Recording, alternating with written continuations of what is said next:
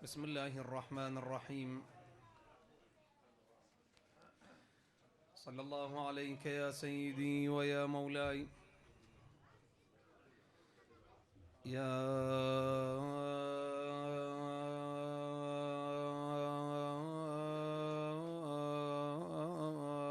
رسول الله.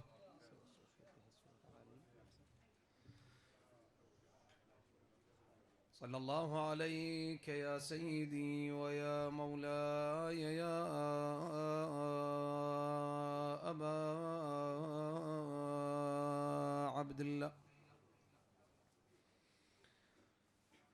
غريب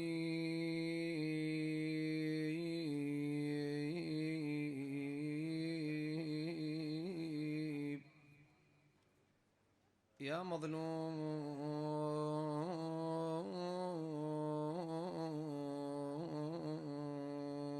كربلاء، ما خاب من تمسك بكم سائدتي،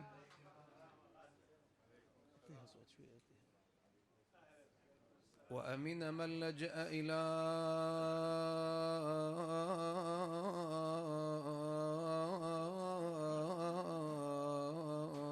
حصنكم. طبتم وطابت الأرض التي فيها دفنتم. يا ليتنا كنا معكم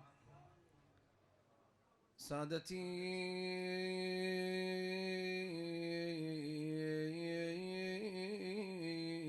فنفوز فوزا عظيما.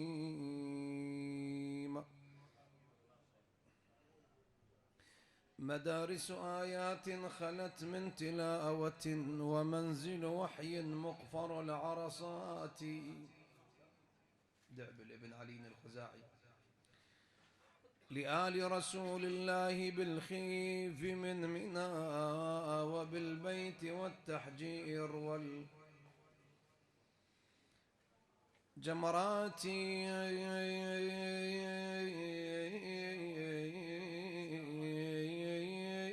ديار علي والحسين وجعفر وحمزة والسجاد ذي الثفنات.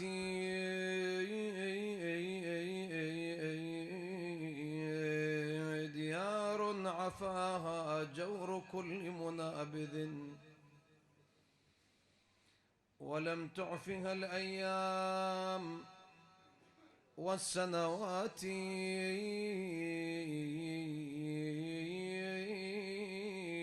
قبور بكوفان وأخرى بطيبة.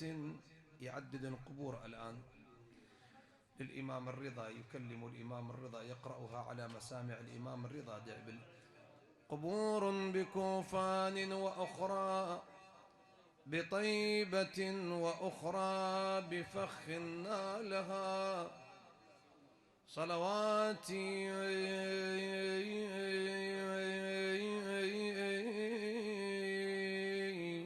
وقبر بأرض الجوزجان محلها، وأخرى ببا خمرا لدى الغربات. وقبر ببغداد لنفس زكية، باب الحوائج موسى بن جعفر سلام الله عليه. وقبر ببغداد لنفس زكية تضمنها الرحمن بالبركات. قال يا دعبل أتأذن لي أن أضيف بيتا في قصيدتك؟ قال بلى سيدي ومولاي يا علي بن موسى الرضا.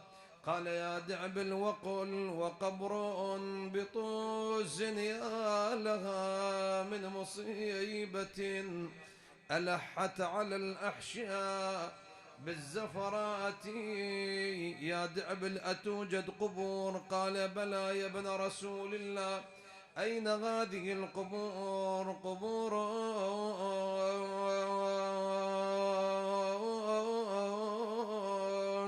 بجنب النهر من أرض كربلاء، معرسهم في غاب شطي فرات،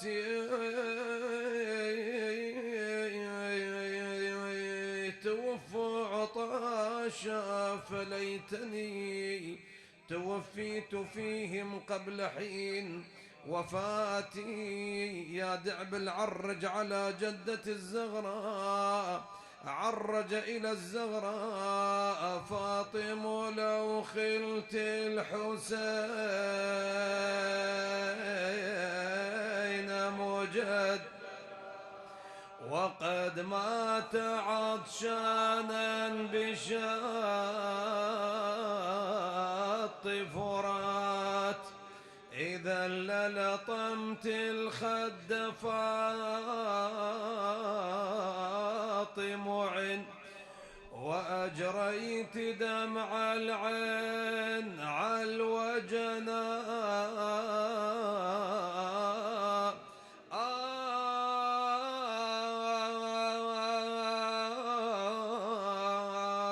يما من الوالدة والقلب لهفان، ودور عزبني وين ما جاء.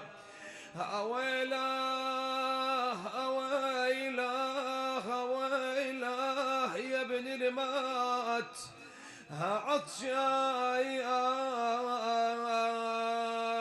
ولعبت عليه الخيل ميدا. يما لا لقى رابا ولا لدفا ولي،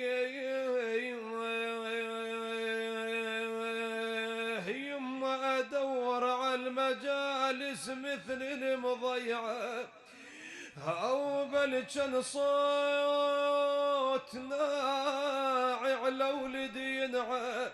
يما ورش باب الحسينيات بالدمعة. لا حول ولا قوة إلا بالله العلي العظيم. إنا لله وإنا إليه راجعون. بسم الله الرحمن الرحيم. وعنده مفاتح الغيب لا يعلمها إلا هو. لتعجيل في فرج المولى صاحب العصر والزمان، عطروا أفواهكم المجلس بالصلاة بأعلى الأصوات.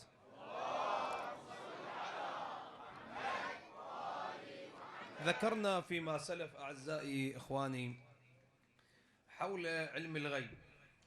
البارحة تطرقنا وصلنا إلى جزء من الكلام، وذكرنا في الليلة الماضية مو الليالي التي سلفت، في الليلة الماضية ذكرنا على أن الجمع بين الآيات، كيف نستطيع أن نجمع بين آيات تقول على أن علم الغيب خاص بالله، وبين آيات تقول على أن علم الغيب الله يعطيه لمن يشاء من عباده.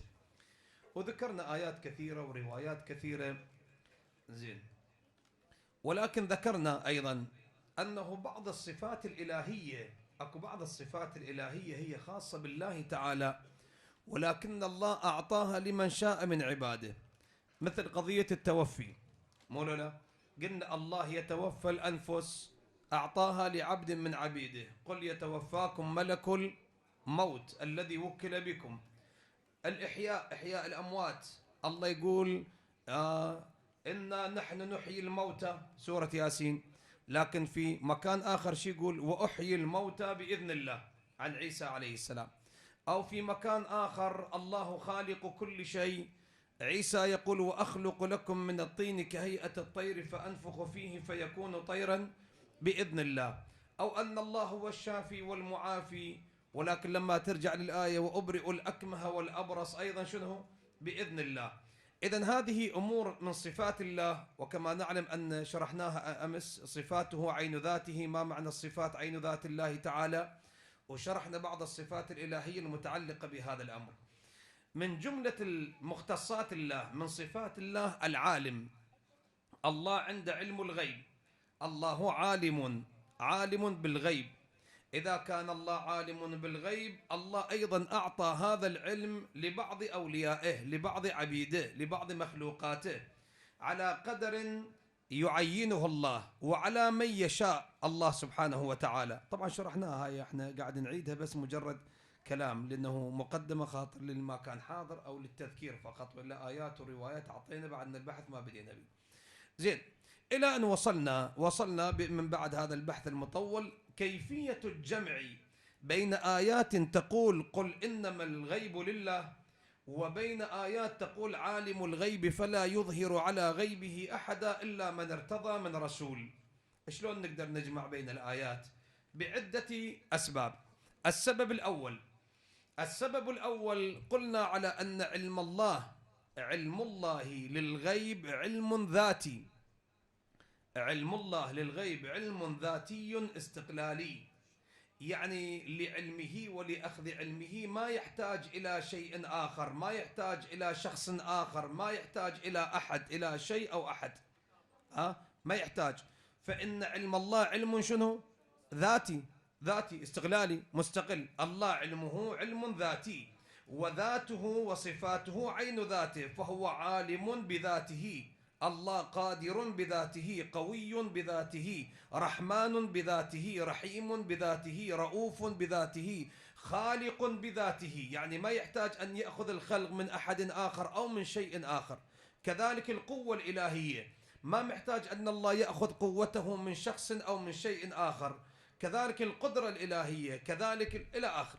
من جملتها العلم. الله عالم بالذات، عالم بالاستغلال، يعني ما يأخذ علم من شيء أو من أحد آخر. هذا يسمونه العلم الذاتي أو العلم الاستغلالي. ولكن علم أولياء الله، علم الأنبياء مثلا، علم عباد الله تعالى من الله علم عرضي، مو علم ذاتي.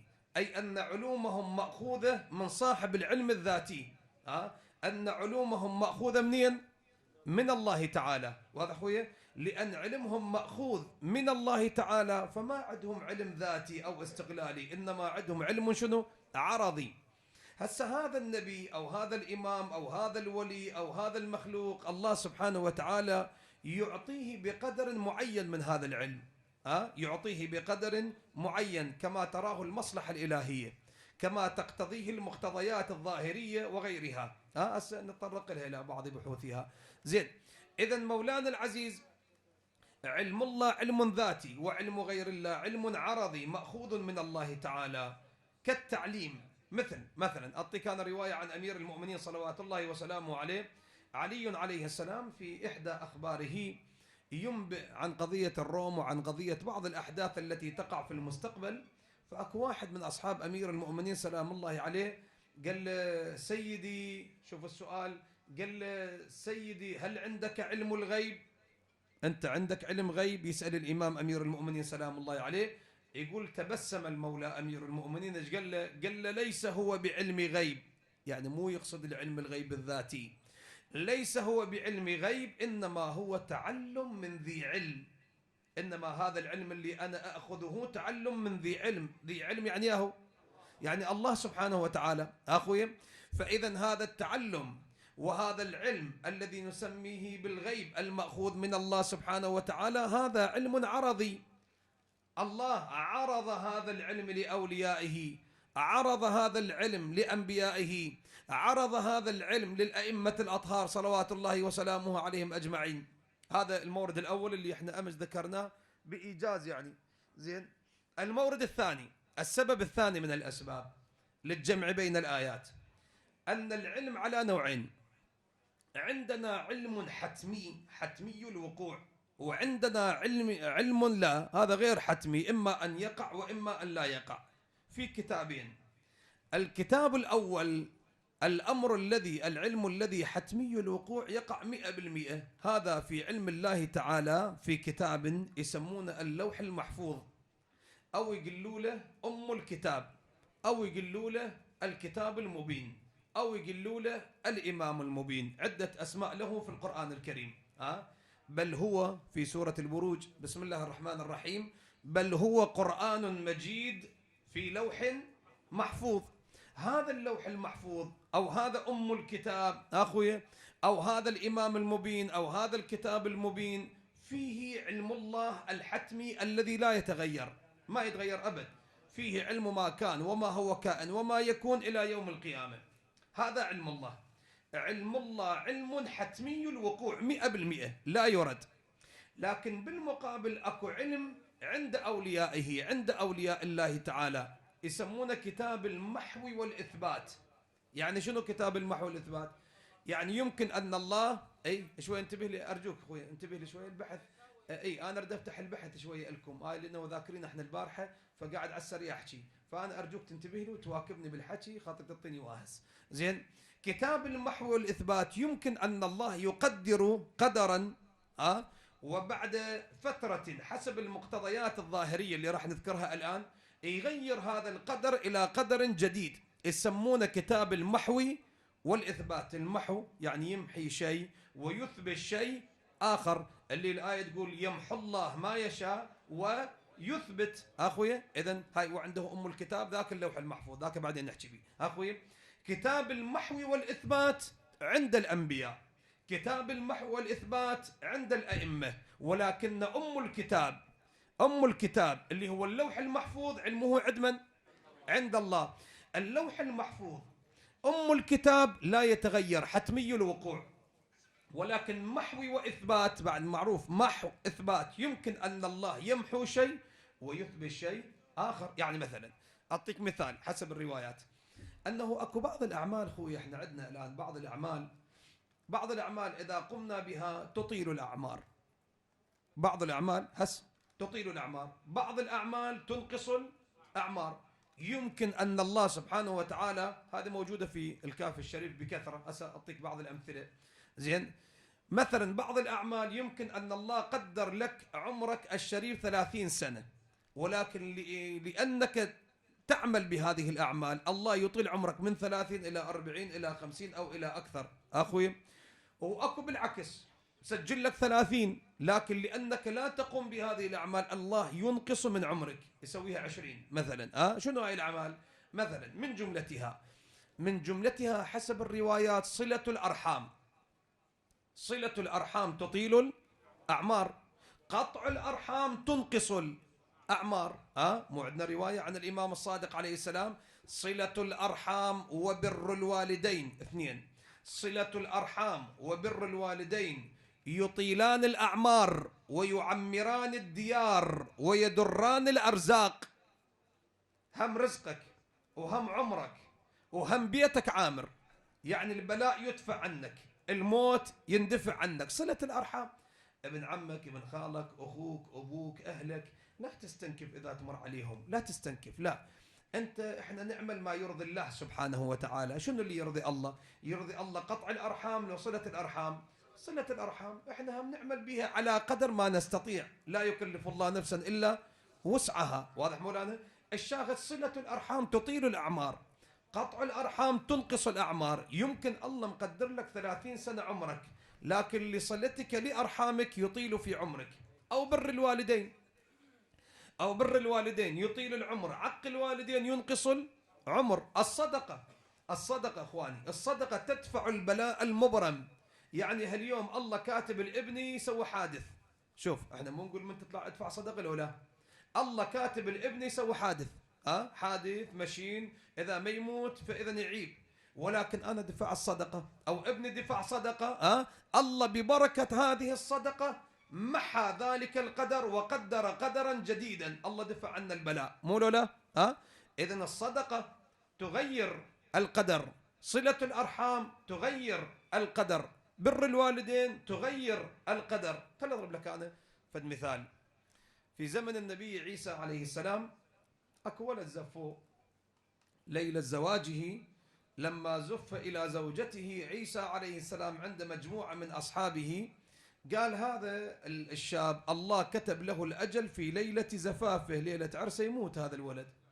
فهذا الصبح صبح الصباح، بعد هذا قول نبي، صبح الصباح وقفوا على الباب. بس اسمعني، قول هذا النبي عيسى عليه السلام في كتاب المحو والإثبات لو في أم الكتاب؟ المحو والإثبات، مو في أم الكتاب. لو كان في أم الكتاب لما يتغير أبدا، ولكن في كتاب محو إثبات، محو إثبات. يمكن أن الله يمحو شيء ويثبت شيء آخر يا أخوي. صبح الصباح الجماعة ينتظرون المرة تصرخ، العروس تصرخ، أمهم واقفين بالباب، فتح الباب الزلمة عليهم، العريس صاحي ما بيجي. قال أنت حي؟ قال لهم والله حي. ما ميت؟ قال لا ما ميت الحمد لله. زين ماذا جرى؟ قال أخبرنا النبي على أنك تقتل أو تموت في ليلة زفافك. وصل الخبر إلى عيسى عليه السلام، اجى إلى الدار، قال لهم ارفعوا الوسادة. رفعوا الوسادة، أنا قاعد أحكيها سريع عاد أخلص لأن البحث هو طويل. زين لما رفعوا الوسادة شافوا ثعبان حية تحت وسادته. قال إن الله قد قدر له في الليلة الماضية أن هذا الثعبان، هاي الحية تلدغه فيموت بسببها. ولكن تعال أنت، الله دفع عنك هذا البلاء، بلاء الموت الله دفع عنك. مثل ما واحد الله كاتب له أن يسوي حادث أخويا، يسوي حادث يدفع صدقة، الله يدفع عنه الحادث أخويا. قال له أنت ايش سويت؟ تعال ماذا صنعت في الليلة الماضية؟ قال لي يا نبي الله لم أصنع شيئا. أنا لما زفوني إلى زوجتي وجعلوا أمامي الطعام أنا وزوجتي جياع، فبعدنا ما ماكلين، لم نشرع بالطعام وإذا بالباب يطرق. طرق الباب، رحت فتحت الباب، رأيت فقير من فقراء أمة النبي عيسى عليه السلام، قال أطعموني مما أطعمكم الله تعالى. فأنا ما بخلت عليه، رحت جعلت الطعام إلى نصفين، نصف لي أنا وزوجتي ونصف تصدقت به إلى السائل إلى الفقير. قال له أما قال السائل شيئا؟ ما قال عيسى عليه السلام. قال له بلى. رفع يده قال اللهم ادفع عنه البلاء وأطل في عمره. اللهم ادفع عنه البلاء وأطل في عمره. شلون هسه احنا نقول الله يطول عمرك، الله يطول عمرك أخوي، وأطل في عمره؟ قال له بلى. قال له الله لدعاء هذا السائل ولصدقتك لهذا السائل دفع عنك بلاء الموت وقدر لك عمرا جديدا. إذن يمحو الله ما يشاء ويثبت، وعنده أم الكتاب. فالعلم علمان، علم حتمي الوقوع وهو علم الله الموجود في أم الكتاب، وعلم متغير في كتاب المحو والإثبات. أنا أنطيك رواية عن الإمام زين العابدين صلوات الله وسلامه عليه. الإمام السجاد عليه السلام يقول لولا آية في كتاب الله، لو ما هالآية في كتاب الله لحدثتكم بما كان وما يكون إلى يوم القيامة. يعني الإمام السجاد عنده علم ما كان وما يكون إلى يوم القيامة، عنده هذا العلم، لكن يعلم في أي كتاب؟ في كتاب المحو والإثبات. قال لو ما آية في القرآن لا لتكلمت تحدثت قلت لكم ما يجري ما جرى وما يجري. قال له سيدي أي آية في كتاب الله؟ قال له الآية بسم الله الرحمن الرحيم قول الله يمحو الله ما يشاء ويثبت وعنده أم الكتاب. يمكن أنا أخبركم بشيء الله يقدر قضاء جديدا فيتغير هذا الشيء أخويا. فإذا الآن مثلا النبي إبراهيم عليه السلام، النبي إبراهيم، بس أريدك تحكي وياي شوية عيوني. النبي إبراهيم عنده علم من أم الكتاب لو من كتاب المحو والإثبات؟ المحو والإثبات، مو في أم الكتاب، لأن أم الكتاب علم مختص بمن؟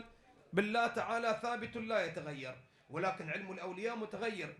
زين إبراهيم لما أخذ إسماعيل ابنه وراد يذبحه، خذه قال يا بني إني أرى في المنام أني أذبحك، أنا أذبحك. شوف الولد الطاهر، الولد النظيف، هو نبي وأبوه نبي ويدري أن هذا أمر من الله مو تصرف من عنده شخصي. قال له يا أبتي، أسأله واحد يقول له أبوي أريد أذبحه، قال له أنا تذبحني أنا؟ إيه ما حد يقول له لا تذبحني. لكن هذا إسماعيل عليه السلام نبي ويعلم أن أباه نبي ويدري هذا الأمر لأن هذا أمر مو عقلائي، ماكو واحد يكذبنا ويذبحه، هذا أمر مو عقلائي. ولكن لما قال له إبراهيم علم إسماعيل أن هذا الأمر شنو؟ رباني إلهي، مو تصرف منه. قال له يا أبتي افعل ما تؤمر ستجدني إن شاء الله من الصابرين. ليش من الصابرين؟ لأن راح يذبحه صبرا قتلا صبرا. خذ ابنه، لما أخذ ابنه زين خلى المدية السكين وخلها على نحرها، ما أخذت بيها، مرة ثانية ما أخذت بيها، مرة ثالثة ما أخذت بيها.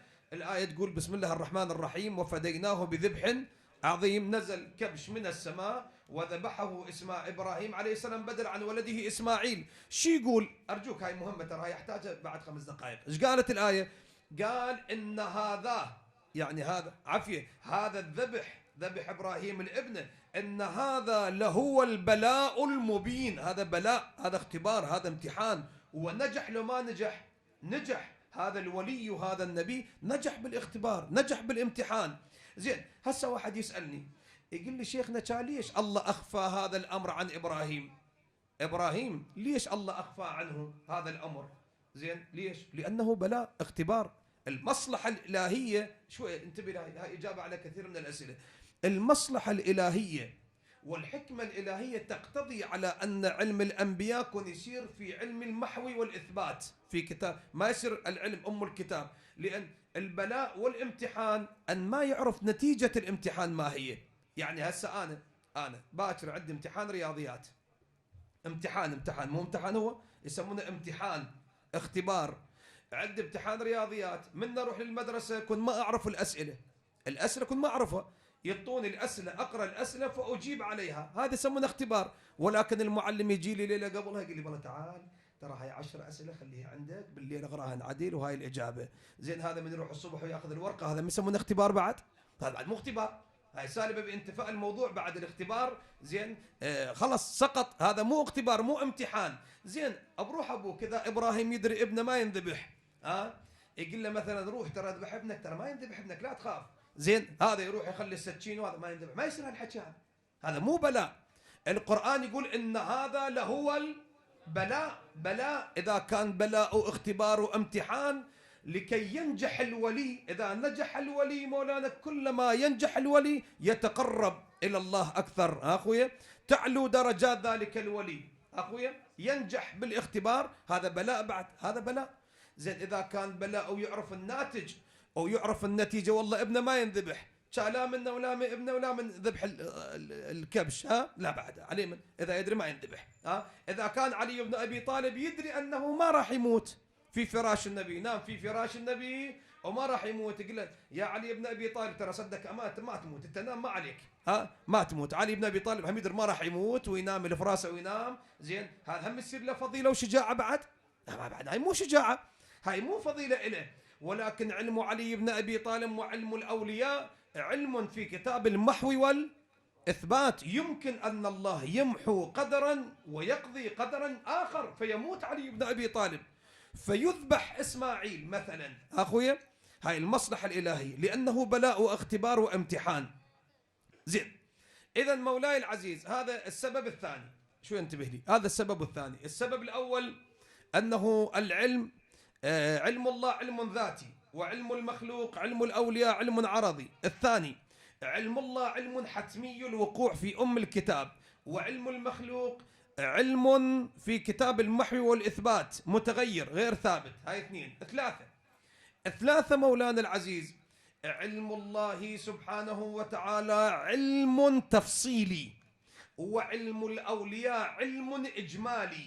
علم إجمالي، إذا شاء الله وإذا شاء الإمام المعصوم أو النبي المعصوم أن يعلم يستطيع أن يعلم، الله يفتح له آفاق العلم إذا شاء. وإلا هذه العلوم بأجمعها عندهم. مو علي بن أبي طالب شي يقول سلام الله عليه؟ بس احنا خلينا نتكلم شوي بالعقل.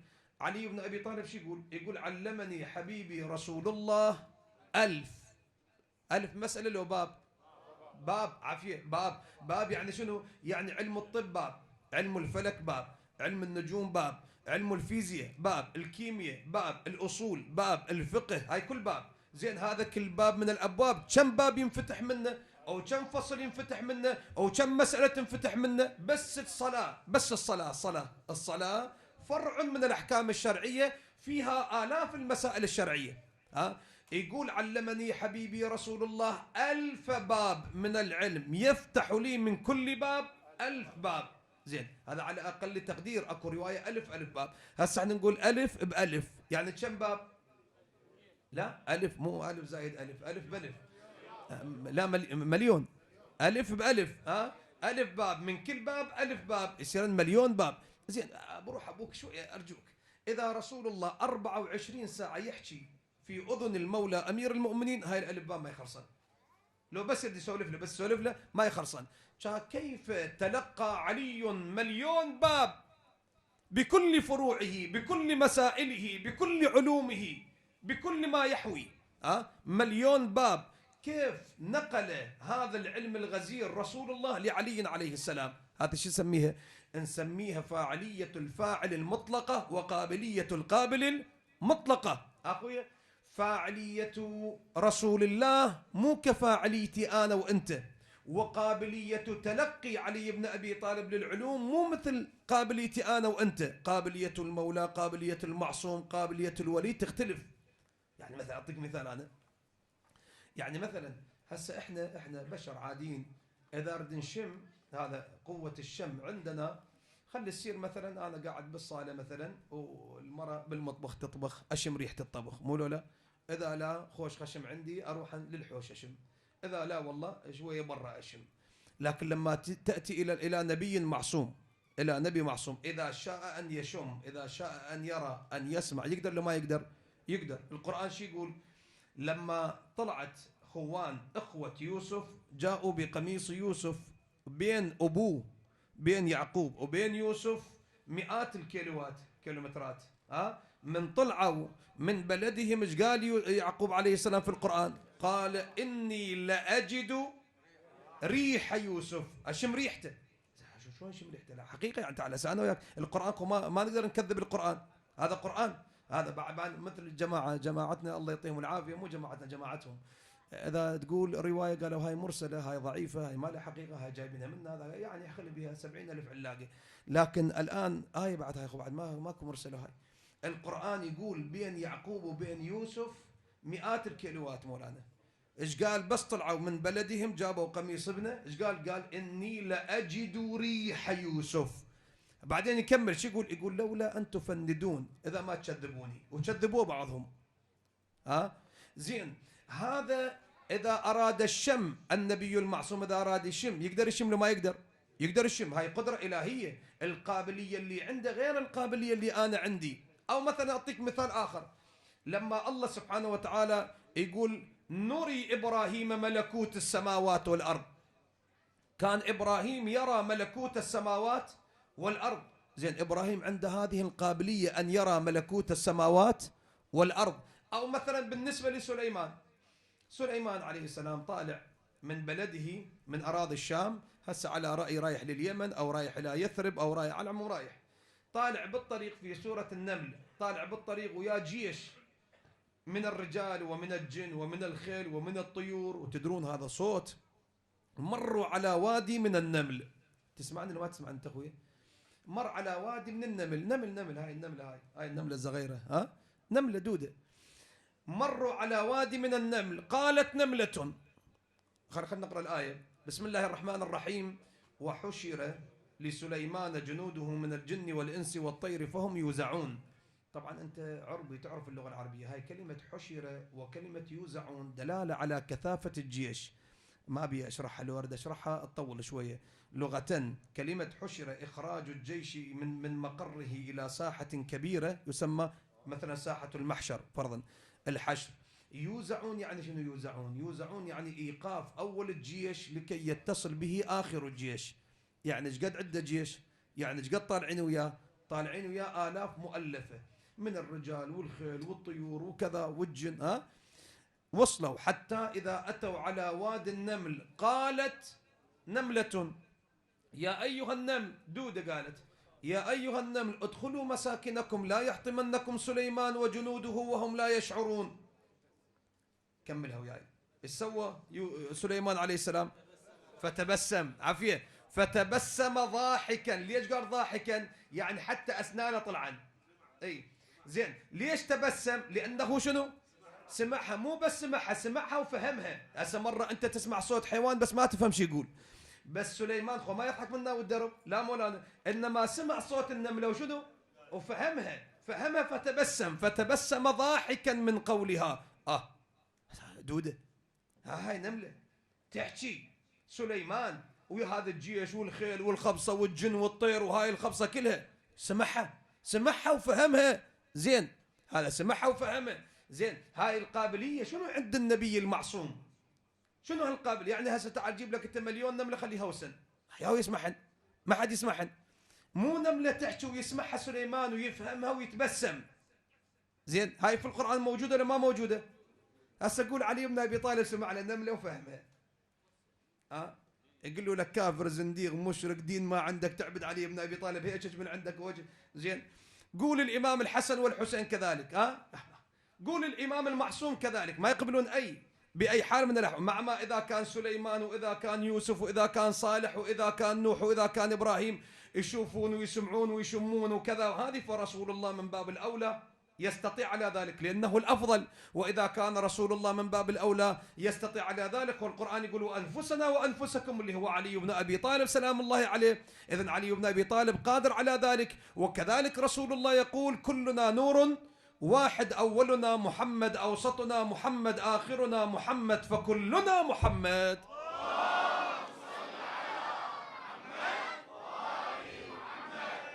فإذا هذه مليون باب رسول الله علم علي بن أبي طالب. القابلية تختلف، قابلية تلقي علي بن أبي طالب غير قابليتنا إحنا. هسه احنا بالحوزة قاعد ندرس لهم على الدمشقية 4 سنوات ندق ونرطم ما يخلص صراحة، كل سنة توصل الامتحانات واحنا بعد ما مخلصين الكتاب أخويا. الشاهد لكن علي بن أبي طالب هو مو مثل تلقي أنا وأنت، لا، قابلية علي بن أبي طالب تختلف، وفاعلية رسول الله أيضا تختلف. قمة الفاعلية في قمة فاعلية المعصوم في رسول الله، قمة قابلية المعصوم في علي بن أبي طالب سلام الله عليه. حتى القرآن يقول عن رسول الله شو يقول؟ يقول سنقرئك فلا تنسى. كل شيء رسول الله يسمع لا ينساه. وذاك الزلمة الطويل يقول كان يقرأ سورة الحمد فنسيها، نساها، اي هو ذكرها عافية. زين القرآن يقول فلا تنسى، هذا يقول شنو؟ نسى. هسه تاخذ من حكي الله حكي غير الله، لا مو انا بكيفك هذا. زين الشاهد مولاي العزيز، نرجع للبحث. اذا شاء النبي المعصوم، اذا شاء الامام المعصوم، اذا شاء الولي من الله ان يعلم، اذا شاء اعلمه الله بذلك. خلطك روايه عن الامام الصادق عليه السلام، خاطر احنا شوي نضبط المنبر بشكل افضل. الإمام جعفر بن محمد الصادق صلوات الله وسلامه عليه في كتاب الكافي الشريف يقول فإذا أراد الإمام علما علمه الله بذلك، في مكان أعلمه الله بذلك. إذن يتبين على أن الإمام المعصوم أو النبي المعصوم أو الولي المعصوم إذا شاء إذا أراد أن يتعلم لما يتعلم. أبواب وآفاق العلم عنده مفتوحة. الله يعطي من أوليائه من النبيين من المعصومين ما يشاء بقدر معين من هذا العلم. أعطيك أنا مثال عن الإمام الحسين عليه السلام، احنا ما دام في أيام الحسين عليه السلام، وبعدين أعطيك مثال لأمير المؤمنين يختص بهذه الليلة. الإمام الحسين عليه السلام يقول له يا ابن سعد قطعت رحمي قطع الله رحمك، وسلط الله من يذبحك على فراشك. خب بعد هذا كأني برأسك يتهاداه الصبيان، ضل هاي معلقة برقبته وين يروح؟ أنبأ الحسين بذلك. صار المختار بن أبي عبيدة الثقفي، طلع المختار ظل يقتل بهم يأخذ بثأر الحسين، وصل لعمر بن سعد. عمر بن سعد كان عنده صداقة مع بعض وجهاء العشائر، عنده صداقة طبعا ببداهة الحال شوي يتتشول له، فتوسطوا بينه وبين المختار، قال لهم خلص أنا لا أقتل عمر بن سعد إن لم يحدث حدثا، يعني يقصد هسه عدة معاني إلها، ولكن المقصود أنه إذا ما طلع من البلد. هذا من سمع المختار يريد قتله بالليل، عند ناقة صعد على الناقة وطلع عمر بن سعد، طلع بالليل. من طلع خارج الكوفة خارج البلد هناك، تدري بعد صحراء والجو برد شوية بالليل، نام من نام زين الناقة رجعت أدراجها، عادت أدراجها مرة ثانية من حيث أتت، رجعت وما يدري نايم على الناقة. اجت نوخت عند باب داره وهو نايم زين، إلى أن طلعت الشمس، سمع صوت الأطفال كذا، فك عينه، هسه هو حسب رايح بغير بلد، شاف نفسه بباب داره، وصل الخبر إلى المختار، قال له هذا شرط ترى البارحة طلع أحدث حدثا، طلع والآن رجع. قال لهم اذبحوه على فراشه. أرسل جماعة المختار فذبحوه على فراشه، حزوا رأسه، جاءوا برأسه إلى المختار. المختار خلاه في طبق. تعرف الطبق شنو؟ صينية وفوقها طاسة يسمونها طبق، صينية كبيرة وطاسة كبيرة. خلاه في طبق وخلاه في أجانة. الأجانة شنو؟ الأجانة يعني الشباك الماله درب ذاك الصوب، ذيك نافذة تسمى، اللي ذا درب على الشارع النور يطب بيها.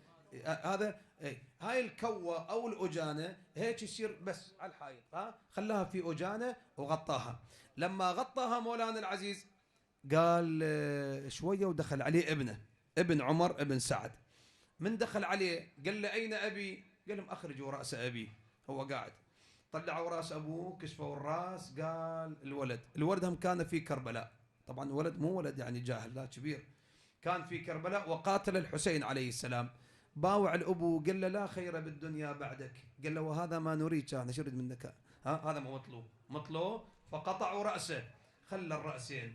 بكى المختار قال هذا برأس الحسين وهذا برأس علي الأكبر. ثم بكى عاليا قال لهم لا والله لو ذبحت العالم بأجمعه لما عادلوا قطرة من دماء رأس الحسين عليه السلام. أخبر الحسين فتحقق. زين، الإمام أمير المؤمنين سلام الله عليه عنده صحابي وياه، دائما وياه، عزيز عليه، اسمه حبيب ابن مظاهر الأسدي. تعرفونه حبيب؟ الحقيقة أنا ما أدري هنا أنتم سيرتكم يمكن ليلة الخامس أنتم عندكم الأنصار، مو ليلة السادس مو؟ أي يعني أنا مشيت عدل. أي عدل، الله يحفظكم. لا مو أنا أشوف المجالس أنا أقرأ شيء والرادود يقرأ غير شيء. زين، فحسبت أنه هالليل أنتم عندكم سيرة أنه ليلة الخامس الأنصار. أي، فعلى العموم احنا هالليلة ليلة السادس ليلة الأنصار هي المعروفة. أي الحمد لله، جزاكم الله خير أخوي. أي إن شاء الله كله مقبول. فمولاي العزيز حبيب ابن مظاهر الأسدي هذا شيخ كبير، هسه كم سنة عمره؟ 75 سنة أو يناهز 80 أو أكثر أو أقل. على العموم حبيب من أصحاب أمير المؤمنين سلام الله عليه، يمشي مع المولى علي عليه السلام، ما يفارق علي بن أبي طالب أبدا. ذاك اليوم الإمام واقف، أو هو واقف عند الإمام سلام الله عليه. الإمام التفت له قال له يا حبيب ما يزين الرجل، زينة الرجل جمال الرجل بمن؟ قال له العلم، كون يصير عالم. قال له وبعد؟ قال له والحلم، كون يصير حليم. قال له وبعد؟ قال له والشجاعة. العلم والحلم والشجاعة. قال له أحسنت، وفيك هذه الثلاث، العلم والحلم والشجاعة. هو عالم ترى، مو إنسان عادي، وزعيم قبيلته. يعني الإمام الحسين في كتابه خاطبه بالفقيه، الفقيه حبيب ابن مظاهر الأسدي، الفقيه، خاطبه بهذا الكلام، بهذا اللفظ بالذات. قال له وسيزينك شيء، صفة أخرى. قال له وهي سيدي؟ قال له الشهادة في سبيل الله. أنت تتزين بزينة رابعة وهي الشهادة. ظل يترقب الشهادة حبيب ابن مظاهر الأسدي. تعدت الأيام والليالي، واقعة الصفين وواقعة النهروان اللي كانوا وياه استشهدوا، هو لم يستشهد. أجل المولى أمير المؤمنين قال له سيدي أنبأتني بأني سأنال الشهادة، ولكن شو ماكو، ما حصلت على الشهادة. أخوتي أصحابي أنصاري اللي وياي أقراني راحوا واستشهدوا، لكن أنا لم أستشهد بعد. قال له ليست الشهادة بين يدي، وإنما الشهادة بين يدي ولد الحسين عليه السلام. ظل على عهد، ظل في عهد الحسين عليه السلام. الحسين وصل إلى كربلاء، كتب قبل أن يصل إلى كربلاء كتب عدة كتب، من جملة الكتب كتاب إلى حبيب ابن مظاهر الأسدي، من الحسين بن علي إلى الفقيه حبيب ابن مظاهر الأسدي، لا تقصر في نصرتنا. كتاب طويل. أنا اليوم أحد الإخوة قال أنه مسجل هذا الكتاب على ضريح حبيب ابن مظاهر الأسدي. زين، ويستاهل حبيب حقيقة. يعني الإمام لما يخاطبه بكلمات عجيبة، والله عجيبة، يعطيه مقام شامخ. أنطى هذا المقام، أو أنطى بيد رسول، وجاب الرسول الكتاب. هو كان قاعد بالكوفة مع زوجته يأكلان الطعام، فغصت زوجته قالت له يا حبيب سيأتيك كتاب كريم من رجل كريم، سيأتيك كتاب كريم من رجل كريم، بينما هم كذلك وإذ بالباب يطرق، راح حبيب فتح الباب، رأى رسول الحسين عليه السلام، قال والله صدقت الحرة، يعني زوجته، هذا كتاب كريم من سيدي ومولاي أبي عبد الله الحسين، وماكو أكرم من الحسين عليه السلام. فضل الكتاب وقرأ الكتاب أمام زوجته فبكى وبكت، هم هو هم زوجته. قالت له يا حبيب ما أنت صانع؟ قالها والله لأنعمنه عينا، أنا ما أقصر عن نصرة الحسين ابن بنت رسول الله. بكت المرأة في قضية طويلة، راح ورجع، بعدين عشيرته منعوه، هذه قضية طويلة، إلى أن جن الظلام عند عبد مملوك أعطاه جواده، قال له اخرج خارج البلد، خارج الكوفة، وأنا على أثرك جاي وراك. راح هو بهيئة المتنزه إلى ضيعة له، ضيعة بستان، فراح مولانا هناك، وصل قريب إلى العبد، وإذا سمع العبد يكلم الجواد، يقول له يا جواد سيدي حبيب، إن لم يأتي سيدي ومولاي حبيب ابن مظاهر لأركبنك وأذهب لنصرة ابن بنت رسول الله. بكى حبيب، قال له بأبي أنت يا ابن رسول الله، حتى العبيد تتمنى الناصر لك والشهادة بين يديك، فكيف بالأحرار؟ اجى حبيب صعد على ظهر جواده، قال له اذهب أنت حر لوجه الله. قال له سيدي أتذهب برجلك إلى الجنة ولا تأخذني معكم؟ أركبه معه. راح الحسين عنده 12 راية، ووزع 11 راية، ظلت راية ترفرف من الأنصار والأصحاب، هذا يقول سيدي هذه الراية لي، هذه الراية لي، هذه الراية لي. قال سيأتي صاحبها هناك، وإذا الغبرة بانت من بعيد، قال لهم هذا عمي حبيب، هذا عمي حبيب قد أقبل، هذا صاحبها.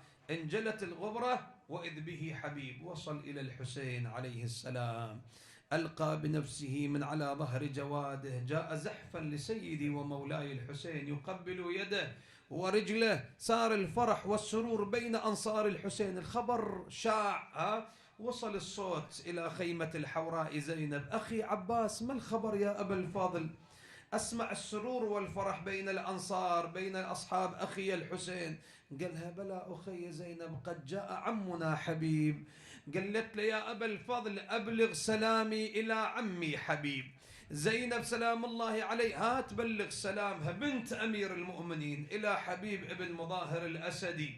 اجى أبو الفضل العباس يحمل سلام الحوراء زينب سلام الله عليها إلى حبيب. عم يا حبيب هذه أختنا زينب بنت أمير المؤمنين تبلغك التحية والسلام. يقول ضرب ركبته في الأرض وحث التراب على رأسه ويقول من مثلي وزينب بنت علي تبلغني السلام؟ أنا منين؟ أنا منين وتسلم علي يا بنت المرتضى وحامل حمية؟ هو لي هاي مدللة عباس هي وبحقهم نزل وينص الكتاب. هذا حال حبيب ابن مظاهر الأسدي. كذلك أنصار الحسين عليه السلام ضحوا بكل شيء. مسلم ابن عوسجة يسقط على الرمضاء، يعتني إليه الحسين عليه السلام مع حبيب، أكو صداقة بين مسلم وحبيب. يقول حبيب يا مسلم أنا على الأثر، ولكن إن كانت لك وصية بعيالك وأطفالك وصيني. قال له أوصيك بهذا الغريب خيرا، وأشار إلى الحسين عليه السلام. والله قربت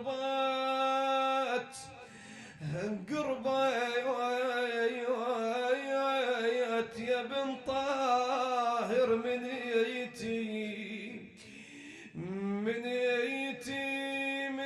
يتي وان كان نيتك مثل نيتي. والله نيتي ما وصيك بعيالي وبيتي، والبيت بيتي بلي حسين وعياله وصيتي. الله صاروا على الرمضاء، وقف الحسين وحيدا فريدا عند باب خيمته، أخذ ينادي بأسمائهم: أين حبيب بن مظاهر الأسدي؟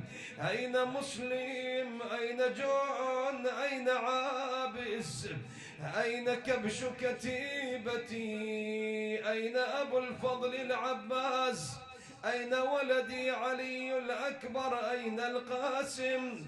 أنى لهم الجواب وقد عزلت رؤوسهم عن أجسادهم. لم يسمع صوت إلا صوت من داخل الخيمة، أشبه الأصوات بصوت أمه الزغراء، صوت الحوراء زينب: خويا الله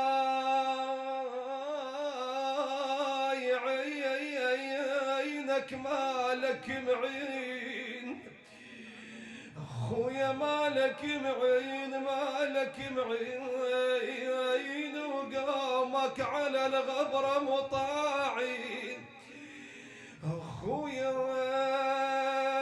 انا منين منين اجيب المرتضى؟ منين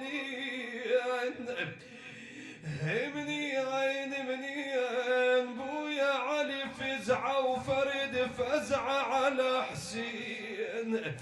ولي يوم عاشوراء عمر بن سعد أمر بقطع الرؤوس، وضعت الرؤوس على رماح عالية، إلا الحر بن يزيد الرياحي عشيرته منعوا الذبح. قال لهم: خذوا زعيمكم خارج الميدان. حملوه على أكتافهم، زينب بباب خيمتها تنظر، قالت: لعل أناس حنت قلوبهم على ابن بنت رسول الله وحملوه. مروا بالحر من عند الحوراء زينب: هذا النعش لمن؟ قالوا: يا زينب هذا نعش الحر. إذن أين نعش ابن والدي؟ قالوا: هذاك هو الحسين يا زينب. نظرت زينب وإذا بالخيل تلعب على صدر الحسين ذاهبة آيبة. صاح الزينب: أريد أنشد الخيال المجبلين، المجبلين المجبلين اللي لعبت على ابن أمي ميادين، ويلي ميادين بعد يون لومات الحسين. لا حول ولا قوة إلا بالله العلي العظيم. إنا لله وإنا إليه راجعون. اللهم شافي وعافي كل مريض. نعم يا الله. اقضي حوائج المحتاجين. بباب الحوائج موسى بن جعفر يا الله. اللهم عجل في فرج المولى صاحب العصر والزمان يا الله. طبعا احنا اليوم الإخوة الكرام على قعدتكم إخواني، الإخوة الكرام أوصونا بوصية. اليوم يوم عزيز علينا، وهو إشارة يختص الكلام بخادم الحسين، عزيزنا غالينا، خدمة الحسين، إلهم جاههم، إلهم كرامتهم، إلهم إعزازهم، إلهم إكرامهم، ولا سيما في ذلك الأخ العزيز أبو حيدر الشيخ حامد، الله يحفظه الطويرجاوي، مفخرتنا وعزيزنا ومفخرة طويريج، الله يرفع راسك. وأسأل الله أن لا يحرمك خدمة سيد الشهداء، أو لا يحرمك البكاء على الحسين، أو لا يحرمك زيارة الحسين. فهاليوم الحمد لله موكب آل عنبر، موكب عزاء آل عنبر، صمموا الإخوة بتتويج أخونا وعزيزنا الشيخ حامد أبو حيدر بالعقال العربي إن شاء الله تعالى، وهو أهلا إلى ولهلا إن شاء الله، يذكرنا بالرواديد القدماء، يذكرنا بخدمة الحسين، وإن شاء الله أسوة أنت لجميع خدمة الحسين، لجميع رواد المنبر. أسأل الله لك التوفيق يا أخويا، وتستاهل كل خير، شهد الله وعلم، فجزاهم الله خير وجزاك الله خير. بارك الله فيكم. أسأل الله لي ولكم القبول إن شاء الله والتوفيق لأخونا أبو حيدر إن شاء الله ببركة الصلاة ثلاثا بأعلى الأصوات.